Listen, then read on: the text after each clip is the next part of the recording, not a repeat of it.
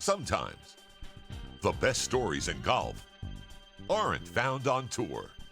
You'll find them at the back of the range. And here's your host, Ben Adelberg. And once again, welcome to the back of the range. I am your host, Ben Adelberg. This is episode 218. Well, another great trip to a premier collegiate event. This time I was at Isleworth in Orlando, just up the street from me here in South Florida. First time there for me, actually. It's a really special place. Incredible golf course, facility. Lots of pros live in there. I saw quite a few of them at the back of the range at Isleworth. See what I did there? Did I perhaps connect with someone at Isleworth that will be a future guest here on the podcast? Come on now. You know I'm always trying to secure guests for the back of the range. As always, no announcement until the episode is fully recorded, but stay tuned. I think I got a good one coming your way. Congrats to Arizona State. They picked up the team title. It really does feel like they are separating themselves from the other top programs in the country. And with the national championship next spring at Grayhawk, they look like one of the strong favorites right now, but hey, long way to go. Congrats also to the University of Illinois. They made a big push at the end, but ultimately fell short of the team title.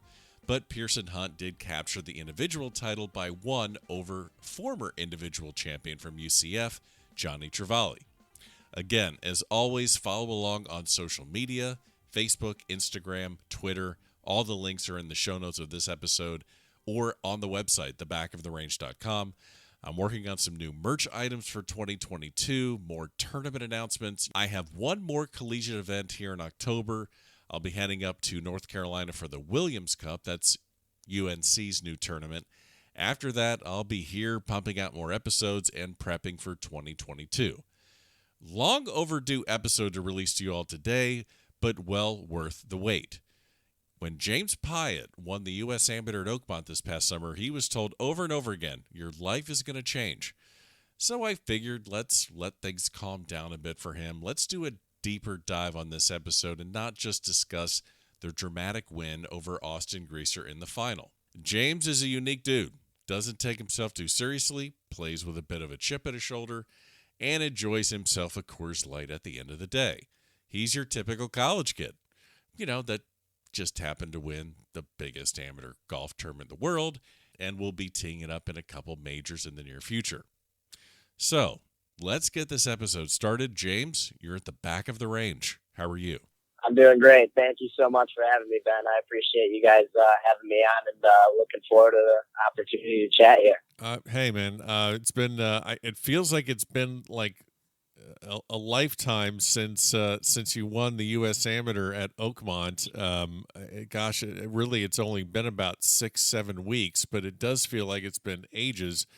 I know you've received the question of how special is it, and what was the feeling like when the final putt dropped, and your answers have been, obviously it's been a dream. It's unexpected. I don't know how to feel. So we're not even going to have to ask those questions. We're just going to go to something completely different. What's the most normal thing you've been able to do in the last 6 weeks that's actually brought you down to earth since winning the U.S. Amateur? Well, I tell you what, it is playing in the college golf team atmosphere.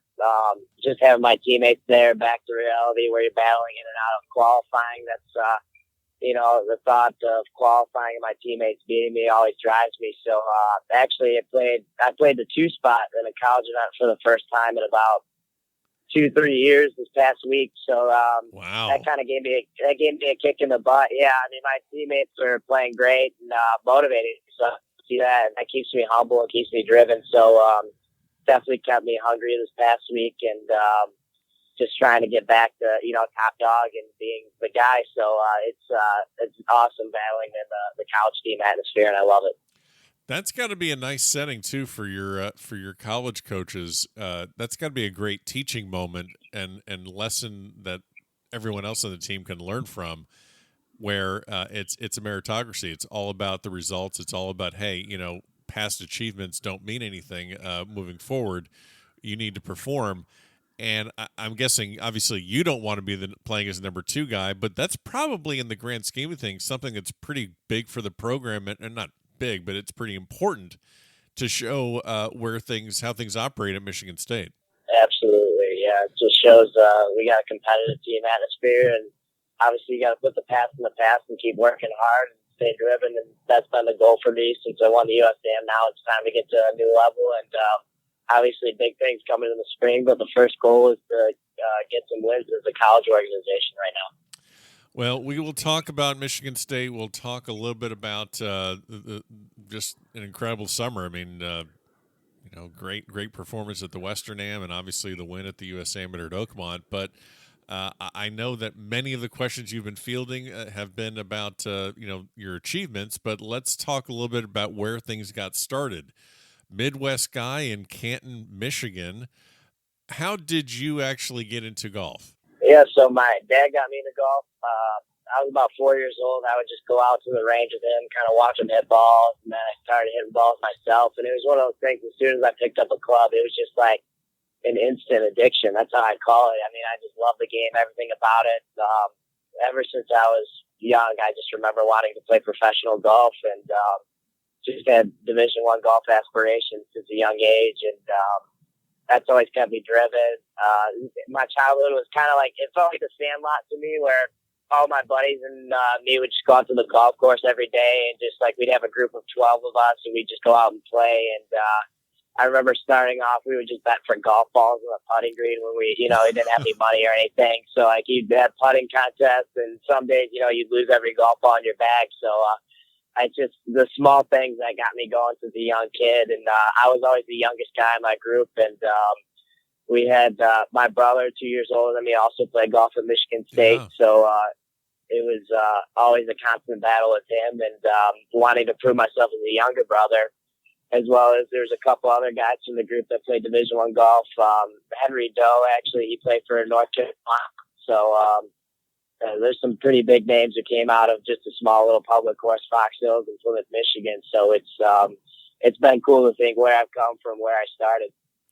So we'll obviously hit on this later about where you've taken the trophy, but I'm guessing that's a place where if you bring the Havemeyer Trophy back to Fox Hills, you realize very quickly how it's not just a singular achievement. It's something that you can show the club, show the other juniors at the club that, hey, this is attainable. Have you been able to go back to Fox Hills with the Havemeyer Trophy? I have. It was one of the first places I actually went to as soon as I got home, and they wasted no time on letting people know that's where I practiced. As soon as I drove in, it was like 2 days after, they already had a big banner right there that said home of the USAM champ, James Piot. They had like the photos from the event. I'm like, wow, that's pretty cool. So it was amazing, the community. I mean, I go out there to hit balls, and now there's people walking up to me, like saying congrats and wanting to chat for a little bit. So it's definitely been, you go from kind of a nobody, just a Michigan State college golfer. They see the bag, they think it's cool, to now it's like, that's the guy with the USAM. So it's definitely been different being around there and the local community since then. But yeah, it's awesome just, having junior golfers come up to me saying, I want to do what you did one day. And that's kind of one of the reasons why you play the game, and, to inspire others is something I didn't think I would be doing personally for a long time. But now to actually have junior golfers coming up to me and saying, it was the coolest thing ever watching you on TV, I want to do that one day. It's a really great feeling. Yeah, it makes it feel a little bit different. I mean, obviously there's all the personal accolades and all the great things that are going to come your way individually. But then when you see things like that, you're like, okay, this is much bigger than just me. Absolutely. Yeah. I mean, it's anytime you can do anything to, inspire others or help others, it's a great feeling.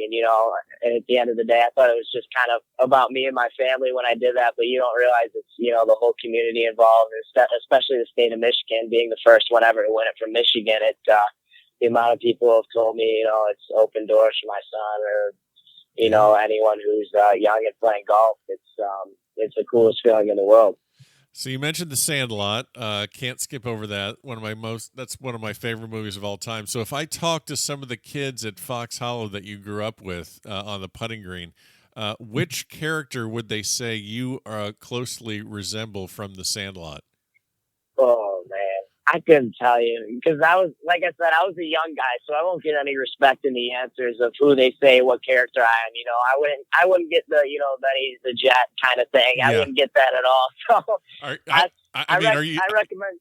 What's that? No, go. I was going to say if you had glasses, you might be squints, but I don't know if that's That's probably what they'd call me. I hate to say it. Okay. I mean, no glasses, but that's who they would throw. They throw some shade on me. I hate to say it. They keep me humble, and obviously as a young guy, trying to prove himself with the old guys, it was cool mentality. Kind of shaped who I am a little bit. Just the underdog mentality all the time, and it'd be interesting if you talk to one of those guys, to say the least. Well, speaking of those guys, I wanted to talk to you about high school before we start talking about Michigan State. The reason is that you and your team were the GOATs apparently in Michigan State high school championships, winning 3 consecutive. And four-time all district. You basically won everything in high school golf, and also picked up some AJGA and junior PGA championships. And the reason I wanted to talk about this is because when I look on social media and I see a lot of your posts, there's a ton from high school, and it just looked like a band of brothers that had just more fun than they probably knew what to do with. When you look back and think about high school, and I mean, what was that environment like for you, and how did that kind of shape you as far as playing team golf that obviously you would do at Michigan State, but that just looked like a lot of fun. Man, high school golf was a blast. I went to Detroit Catholic Central in Novi, Michigan. It was an all-guys high school, which, I tell that to people, and like, oh, you went to high school with all dudes. I'm like, you know what? It was the greatest time of my life. I hate to say it. It felt like you were just in almost like a big fraternity, to say the least, but it had to be disciplined at the same time. But no, the high school golf scene in that group, I mean, it was phenomenal talent. During my time there, we probably had my 4 years, 6 or 7 of us go play Division I golf, and a handful of D2 golfers. So, especially coming out of Michigan, that's a pretty big deal. So, I mean, just my teammate Ben Smith, one of my best friends, he played the one guy at Georgia Tech a couple weeks ago. So, having the 1-2 spot battle with the guy who's playing at Georgia Tech now is definitely something that drove me, and always having that to push me. And every one of my teammates was my best friend, and it was a blast. Especially every week it didn't. It felt like we were competing against each other more so in the field. I mean, it was like we want to beat our teammates because it felt like one of your teammates was going to be the one who won that event individually that week. So it was like, even though we won as a team, I think we lost 2 times with our starting 5 the whole time I was there. My whole 4 years. Oh my God. Yeah, State's my freshman year by a shot, which was that was a heartbreaker. I lost it by a shot individually and as a team, and I'll never forget that one. But that one in that district's, I think, sophomore and freshman year as well. But after that, sophomore year through senior year, we didn't lose an event that we had our whole starting 5 at. So it was pretty crazy to think. I mean, we had teams come out. The second best team in the state was the second best team by a mile, too. It wasn't like, there was a bunch of teams at our ankles. It was like even the 2 seed was blowing everyone out of the water. So, like, they were even coming up to us and like, yeah, we know you guys are going to beat us today. Let's just have some fun. So it was pretty funny. I remember my junior year, we were on the putting green getting ready for the state finals, and then one of the guys from Grosse Pointe, that was the team that was 2, came up to me. He's like, we're just playing for second this week. Go have some fun out there. So wow. Okay. That's. Yeah. I mean, it was, I mean, I think it was our 4 guy won states. So his name's Sean Knopf, played Division I golf out of Oakland. So, I mean, when you're 4 spots winning states individually, that's pretty impressive. Yeah. So it was definitely a battle, and a brotherhood growing with those guys the 4 years I was there at Catholic Central, and that's kind of one of those things that drove me, is just wanting to be the top dog in that team and just keep that mentality. But it was awesome, a blast every week, and blessed to be going through that program into Michigan State. Yeah, that's I didn't have an idea that it was that dominant to the point where the other teams were like, "Yay, congrats, go enjoy yourself." But that had to be a very different aspect. So you get recruited to Michigan State, and by rolling off these accomplishments, you'd think that you'd have a lot of teams coming after you, but I mean, I know that your recruiting story, you didn't have a lot of these D1 teams looking at you. And, it's got to be very rewarding to stay in state, go to Michigan State, and then accomplish what you've accomplished, being a, academic All-American and first team All-American, just, a lot, or first team Big Ten, and all these, different things you've done. How much do you think the recruiting process shaped your approach to collegiate golf, knowing that you didn't get maybe the offers you were expecting? How did that translate into your success? I felt like I was recruited by a decent amount of schools, but it just seemed like they were giving me the we're interested in you. We'll keep you on the kind of the reserve list. I mean, you were some of the big or something. schools. Yeah. So, I mean, I remember Auburn was kind of the main school I wanted to go to, and even if he has the coaches at state, they'll admit that. But a lot of schools were just, they're interested. One of the many guys they're looking at, and had a lot of SEC schools, ACC schools show interest. And, as a northern guy, I was like, heck yeah, sign me up, get me out of the state. But it was one of those things where at Michigan State, I felt like, the coaches respected me for who I was, and they wanted me badly. So it was one of those things. Coach Luban, Coach L showed up to every event, actually, my sophomore, junior year, summer. I remember everywhere I went, Coach Luban or Coach L would be there. I mean, I could be in, Texas. They would show up. I'd be in Michigan at some local event that nobody would care to show up. They'd be there. So it was like, seeing them every week was kind of cool. As far as, I was a Michigan fan growing up too. So, oh, wow. You see Michigan State. Yeah. So there's another story about that one, but we can talk about that if you want. But, yeah. I want to know about what it was like for you to put green on for the first time. Yeah. Oh, it was, it wasn't too bad, but I'll tell you about that in a second here. But okay. No, the recruiting thing, as far as that, yeah, it definitely felt like there was a lot of schools that were kind of interested, but Michigan State and some of the Big Ten schools were highly interested. And I just felt like, I want to be that guy to come from a northern school and prove himself, and have an opportunity to start every event was a big thing for me too. Just knowing that I could get experience and then playing some of the best fields. As Michigan State, we're a Division I school, obviously, that not too many people look at for golf. It's more football, basketball, and it's been cool kind of getting that acknowledgement for golf now. But we still play an elite schedule. I mean, we're going to be at North Carolina's event in a few weeks, which is going to be one of the best fields in amateur golf. So it's definitely a spot for me that I've loved since I stepped foot on campus. And so back to being a Michigan fan. So we grew up. Canton, Michigan's about 20 minutes outside of Ann Arbor, so grew up season ticket holders actually to U of M football games. So as a little kid, grew up always out there wanting to, see what's going on in Ann Arbor and being there for every game. I remember some of the coolest ones was the Notre Dame night game with Denard Robinson, where they scored one of the last plays of the game to win. So it's like I still have all these Michigan memories. And first time visiting state, I visited with my brother. He was a sophomore in high school. I was eighth grader. Kind of just pulled me along with them. Sure. You can bring your family. So I remember I was there with Andrew Walker. He was being recruited at the time. He was a freshman in high school, and we were watching the game, Michigan State at in East Lansing. So we were sitting there watching the game, and every time Michigan scored, we kind of looked at each other and gave each other like kind of a head nod. Actually, it was pretty funny because we were both Michigan fans at the time. But, you obviously got to experience everything in the college recruiting process. So like, hey, we'll try it out. Michigan State game at East Lansing, Sure. We'll look at the facility. So it was one of those things. First time on campus, it was like, I don't know if I want to go here. I don't know if I'll allow myself to go to Michigan State as a Wolverine. And over time, the more visits I went on, and every time I went to Michigan for a visit, like bad things happened. It was the weirdest thing ever. Like the first time going there, I got a ticket. The second time, they got clobbered by Ohio State.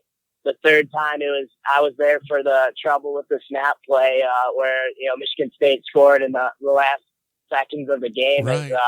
The punting incident. So it was like all that stuff. I'm like, holy crap. But no, it was just one of those things. Over time, Michigan State kind of grew on me, and having my brother there at Michigan State was huge too, because it's more of a local program as far as Coach Lubon tries his best to get the best Michigan guys first. That's his goal before he branches out to getting other guys. So we got the best Michigan/Midwest guys, and that's always been a goal of our program, grow it locally, and he's done a phenomenal job. And just knowing, kids I grew up playing against in high school golf are going there. They already are my good buddies, so you already get on the team, and you already feel like a family because you know them so well. And having my brother there was huge. I got to go up there, visit him a couple weekends, and see what the East Lansing life was like. So it was awesome advantage from that aspect as far as coach getting me. So it was it kind of turned into a no-brainer. I was like, you know what, this place isn't so bad after all. That was kind of the mentality, and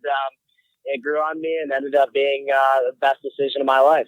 Well, and also, maybe a lot of people don't know this, but it's not like all of these northern and Midwest schools, you stay there and that's the only place you practice. You're hit, it's not like I'm thinking about Steve Stricker, hitting out of a heated hitting bay, out hitting balls into the snow. Obviously, you get some rough weather up there in Michigan, but I know that schools like Michigan State, obviously, and Notre Dame, a lot of schools have great alums and supporters at some southern areas that you get to shoot down to on the weekends for practicing. What is probably the best? What's the practice trip that you look forward to the most? You've been there for quite some time. You're a fifth-year senior. You know what I'm talking about. There are times when you guys hop on a plane and go play someplace. If you want to make listeners of this podcast jealous about someplace you get to tee it up, other than obviously Oakmont and other special places like that, but what's a weekend trip that that a lot of your friends will be like, man, that must be nice. Yeah, I mean, we take a lot of them, but my favorite one and everyone's favorite every year is we go to San Francisco, and we'll fly out there for 4 days. Pretty much first weekend after getting back from break, so you're already pretty much coming back. Most of us hang out in Florida over, when we're not in class and just spend a few weeks there, but we come back to school and it's like you see snow and you're like, all right, it's time to get out of here. So we, hop on a plane, go to San Francisco for the weekend, and we'll play Olympic Club, Cal Club, SF Club. I mean, there's a lot of top 100 exclusive clubs we'll play in that area, and we'll be there for the weekend and just get to experience, walk around San Francisco as well as playing golf. So we'll do a lot of cool stuff, and that's always kind of the biggest battle trip of the year because Coach usually takes 5 or 6 guys to it. So it's like you haven't played a qualifier in a while, so everyone's like, "Who's Coach taking? Who's Coach taking?" Oh. So that one almost starts a fist fight every year over who's the last spot. So it's that one's always one of our favorites, and having the connections that MSU has, it's everywhere we go. There's always a Spartan, so it's California is by far my favorite, and after that, it's anywhere down south is my favorite. As long as there's no snow, like I said, I love it. It doesn't matter if it's a public course, private course. I mean, as long as there's grass on the ground and it's it's above freezing temperatures. So as long as I can hit a ball, I'm good to go. Yeah, that sounds like a fun trip. I will have to dig in to see if I have any really embarrassing photos from Oakmont to see if I can use that for leverage to kind of get on one of those trips. But before we talk about Oakmont, the one thing that I just noticed, not just noticed, but you actually had a hell of a 2021. Lots of top fives, lots of top fives in your in your year playing collegiate events, and then really kind of leading in, just had a lot of really good finishes. Top 5 in obviously the Michigan Amateur, and you had a top 10 at the Southern, and really just had some really great events. Won a collegiate event early in 2021 at the Hoosier. So a lot of great. You were trending, as they say, and I wanted to talk about the Western. So obviously I was there, got to spend some time with you there, and one interesting fact is, this is the first time in 20 years that two Sweet 16ers at the Western Am would go on to face each other in the final of that year's U.S. Amateur. So that had not happened. Both you and Austin Greaser were Sweet 16ers. I asked Michael Thorbornson about the Sweet 16 dinner at Glenview. He asked me why I didn't come in there and get some food for myself, and I was like, yeah, that's not how that works, dude.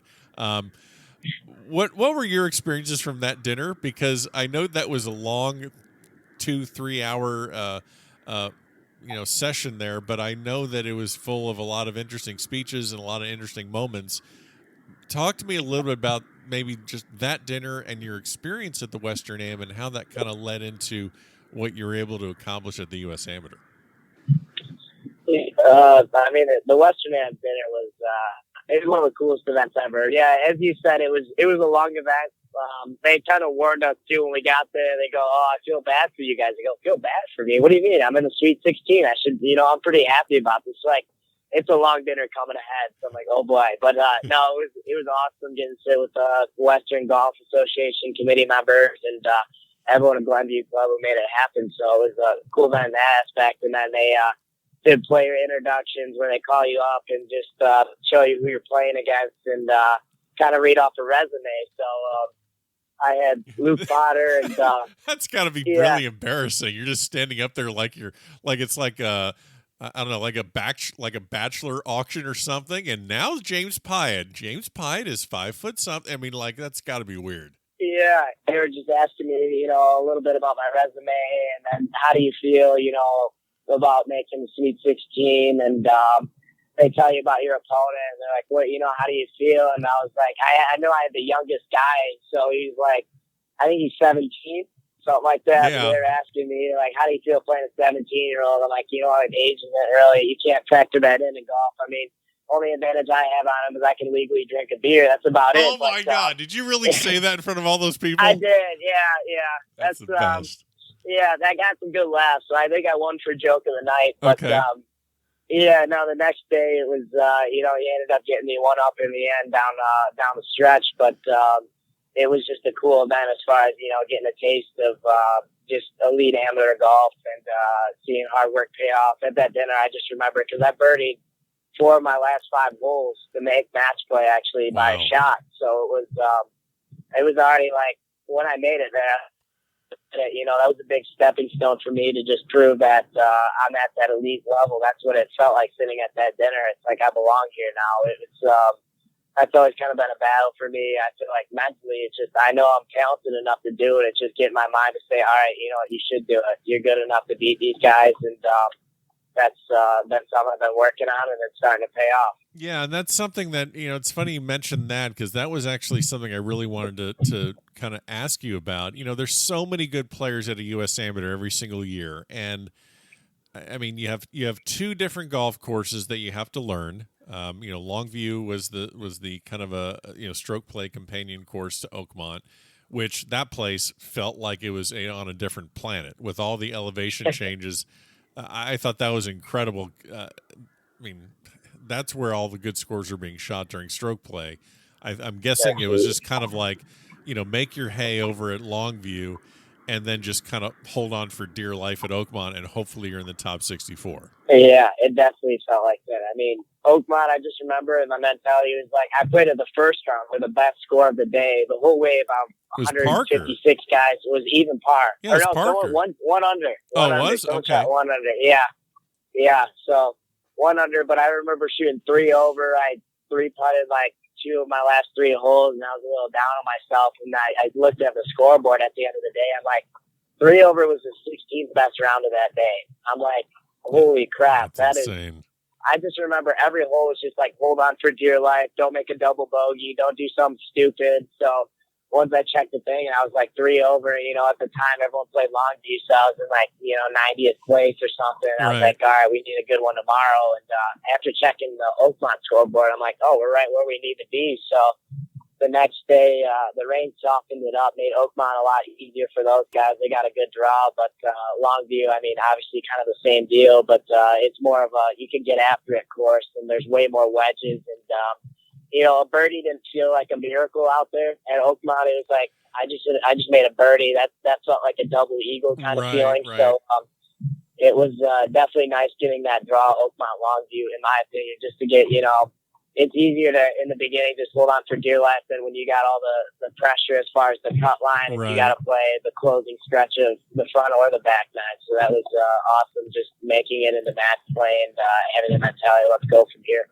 When you say hold on for dear life and every hole is a potential disaster or double bogey waiting to happen, I think I know the answer to this, but I want to hear it from you so that listeners can kind of understand that mentality, because it's not unique to you. It's probably something every player at Oakmont said, oh, it's so difficult and this, anything can happen. And just every hole is just really just a torture chamber.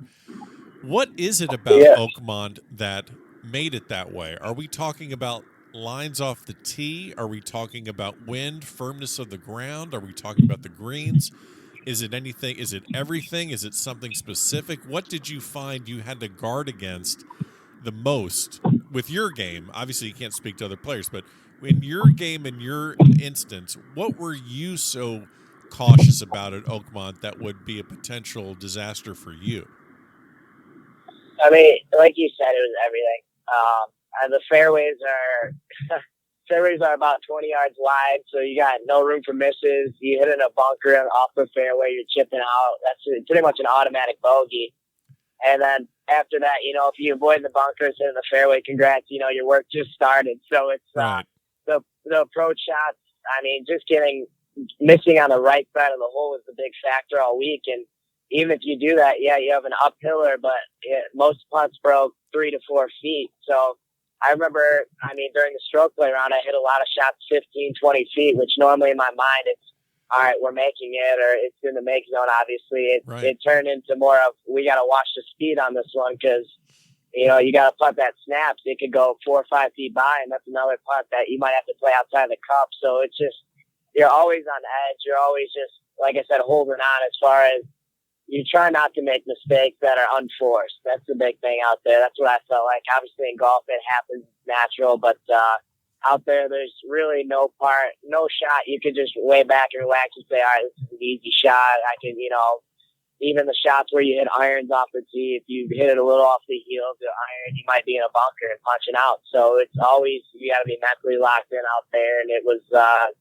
obviously the greens are, once you get there, it's no cakewalk. So it was every shot, you're just on edge. You got to perform the highest level you can and not give away the simple ones. That's the big deal on those big courses. It's just holding on and keeping away the stupid mistakes. Yeah. So you have these two courses you have to kind of learn as quickly as possible when you get on site. That's a very difficult task, especially, with how complex they are. Longview had tons of elevation changes, which look gorgeous on, through the lens of a camera, but trying to play them and learn them quickly, that's got to be tough. And then we throw in the rain, and we had multiple rain delays during stroke play, and that just complicates everything because now everything is softer and reacting differently. Now we got to learn about the wind, and then of course you go to match play, and just as well as anyone else does, you can shoot 5 under and lose 3 and 2. You can shoot 5 over and win 2 and 1. So, seeding doesn't matter. Number 1 seeds were losing. In fact, the number 1 seed at the U.S. Am, U.S. Women's Am, U.S. Women's Mid-Am, and U.S. Mid-Amateur this year all lost to the number 64 seed. Wow. That's amazing. So seeding doesn't matter. So all that being said, I know you got to be confident in your abilities. You have to think you can win, but with all that, do you really remember a point where, not that you said to yourself, hey, I'm going to win, because I don't think that's not realistic, but do you remember a point during that week where you allowed yourself to say, hey, I can do this? I know that I'm around the best amateurs in the world. I know it's a crapshoot with match play, and I could run into a buzzsaw, but do you remember a point where you said, I'm ready, I can do this? I'd definitely say it was actually right after the first match. Okay. Joined Cameron Fitz. Oh, God. He was, heck of a player. I mean, he won his first college event, I believe. He won at Merida, right? Yes, he did. I was there. He won. Yeah. Yeah, he started off hot. He's a great player, and it's one of those things in golf. You kind of know everyone, even if you haven't met them. So Right. I already know who he was. You know, you get an Arizona State guy, you're like, oh man, I got to play one of the powerhouse school kids. So it was a gritty match. We were both kind of on our C game. That's how I describe it. You know, it wasn't great golf, wasn't horrible golf, and it was just a back and forth match. And I ended up winning one up on 18, just trying to hold on for dear life, like I say out there at Oakmont. But I remember getting through that match, and they had the TV cameras out on us, and just battling and being such a great player. I'm like, you know what, if I can beat him, you know, you could keep it going. And I knew the road wasn't going to be easy, obviously, especially in an event like this. It's just hope you don't get the guy who's hot right now. And after that, I said, let's just, you know, keep going, take it one shot at a time was the mentality all week, not get too far ahead and think too far ahead. And that was kind of when I was like, all right, you know, you're capable of this. I mean, the year before at Bandon Dunes, I was the 2 seed and lost my second match. But winning that first match was a huge confidence booster because that was when, in my opinion, things really clicked in my head where, like, you know what, you are an elite player. You can do it. So just having that experience in the past rolling into this year was huge after winning that first match against Cameron. I'm like, you know what, you got this. This could be your time. Obviously, like I say in every interview, it's something you think you can do, you know, you might be able to do internally, but you don't really think it's going to happen until you're holding that trophy. So it was Right. It was an awesome week. So you played some great players. You played your buddy Eddie Lai in the round of 32. I'm guessing that that probably was almost like a nice little break. Well, I wouldn't say break, but I mean an interesting level of just really a grind against Sisk, and then you're playing a buddy in the next round. That had to feel like a little bit of an emotional kind of a rest, I guess is the best way. You kind of understand what I'm saying, though, right? Yeah. I mean, it was cool. I mean, seeing his name up there, I'm like, oh man, I get to play Eddie. And if you know Eddie, anyone in the golf community, he's one of the biggest beauties in the community. He's an awesome kid, hilarious. So we were, you know, obviously keeping it competitive, but at the same time, it was pretty light. And I had what I call an out-of-body day against him. I believe I was 7 under in the match against him. Like, I played lights out. Like, it was on track for Oakmont course record if we were playing stroke play. It was that good. I remember I holed out a shot from the fairway. I flew one into the cup that hopped out to a foot. I hit a flag stick from 40 yards out of a bunker and went into 5 feet. So there was some good fortune on my side that match, and I was just striking it unreal. So it was like, Eddie was like, after the match shaking my head, he's like, holy crap, dude, I don't know what just happened. Like, he wasn't even, obviously, you know, you're a little upset losing, but he's like, I can't even be mad. You know, that was so impressive to watch. He's like, this is your week, man. So wow. It was, it was cool, you know, from, you know, having one of your good buddies say that and playing such a good match. And that was definitely a fun afternoon. That's really cool of him to say that. Not surprising whatsoever, by the way. Eddie's the best. You ran through some really good players. I mean, Hutchison in the round of 16. For anyone that knows, he's an incredible player at UC Davis. Sharpstein was a semifinalist at Bandon. You know, Gabrielsic, you know, first team All-American at UNF. I mean, you really run through a gauntlet here. Interestingly enough, the 18th hole against Sisk would be the last time you played the 18th hole the entire week, which I'm sure you're not feeling too bad about, because that hole's a nightmare. You get to you win 4-3 against Gabrielsic to get into the final. I've always said, you know, it's nothing new, but I've said that semifinal match at the U.S. Amateur has got to be one of the toughest and most stressful matches in amateur golf because of what is waiting on the other side of it. You know, you get to the finals of the U.S. Amateur, you are, you know, guaranteed a spot on the Masters, assuming your amateur status remains the same, and you know you're guaranteed a spot in the U.S. Open, and all these great things that come your way. You know, how did you kind of, you know, put those things out of your mind to really free yourself up and play some great golf in that match? I mean, that match was by far, I mean, the finals were nerve-wracking, but that match, stepping onto that tee, and you know in the back of your mind, you know that's pretty much win or go home kind of thing. Yeah, exactly.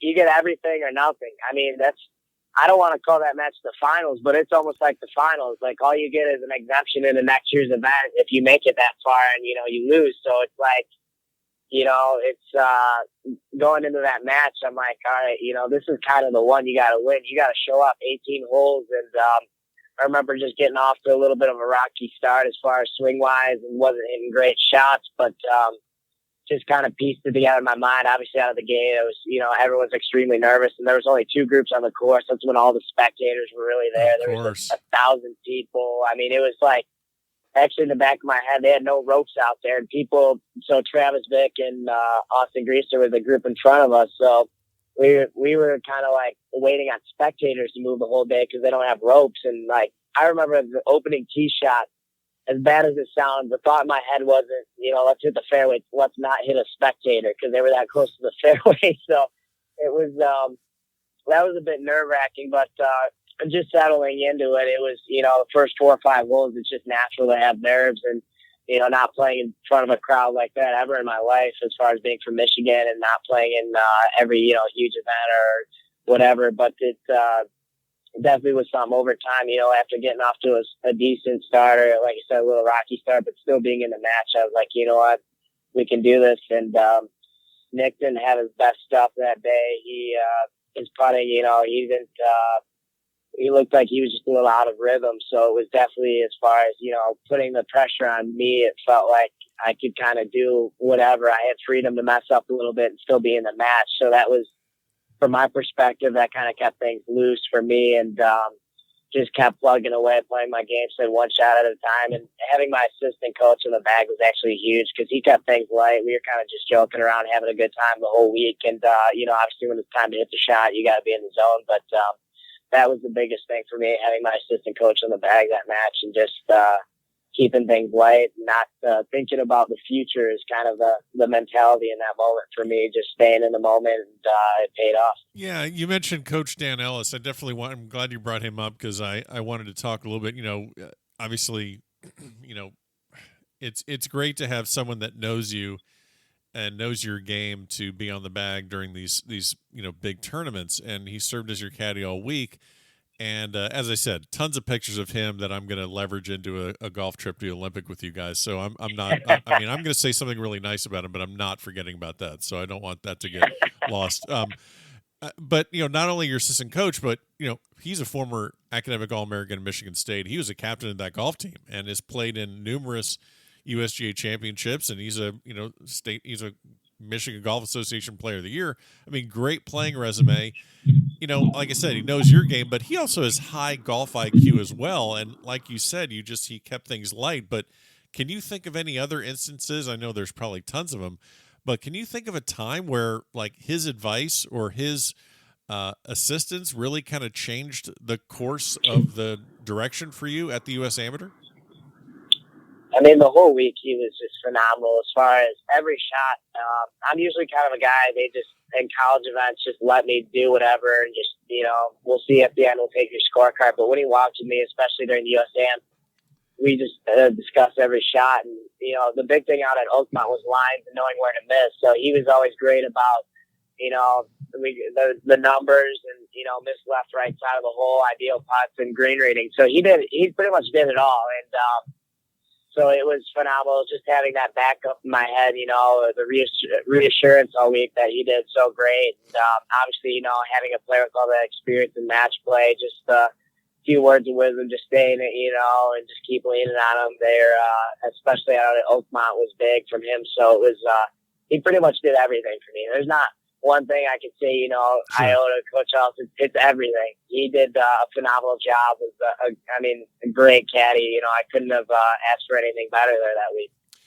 You go to the 36-hole final. Obviously, both you and Austin Greaser know that you've secured some very special things for your future. You get down. You have a great comeback on the back nine of the second round to ultimately win on the 17th hole. I think a lot of people that obviously watched it on TV, got to see the crowds, got to see the play. They pretty much know what happened there. So I don't think we need to review, the final match. You're the one at the end holding the trophy.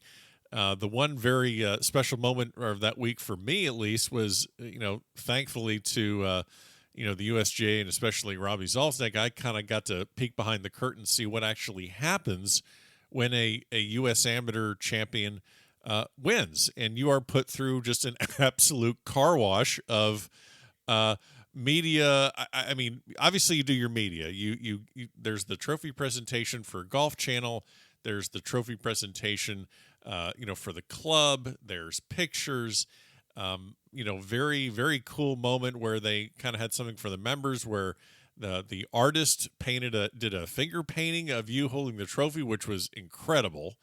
So there's all these great things, and you're unwinding and you're signing things.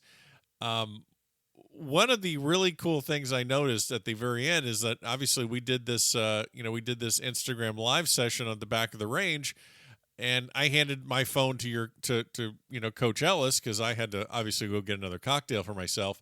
But Robbie is a marketing genius, and he is part of the brain trust behind developing and obtaining all these unique items for the champion to sign. And that was a time I think you actually got to unwind a little bit, have a Coors Light, have a little bit of a break. What were some of the things that you had to sign as a U.S. Amateur champion at the end of the night? I mean, I know a few of them, but how many can you remember? Oh, man. I mean, it's my head went numb from signing all those things. I did not expect. I mean, I was in there for 3.5 hours just signing things nonstop. So it was, the weirdest objects ever. But you start off with the normal stuff, the flags, right. Some hats, some of like just the programs for people who were spectating, right. and all that basic stuff. And then it started going into cool items. Like he had a hockey jersey, he had a baseball jersey from Pittsburgh, and then I started signing. Then it went like completely off the rails. I signed a neon bar light that said Oakmont USAM. I was signing whiskey bottles, cans of beer.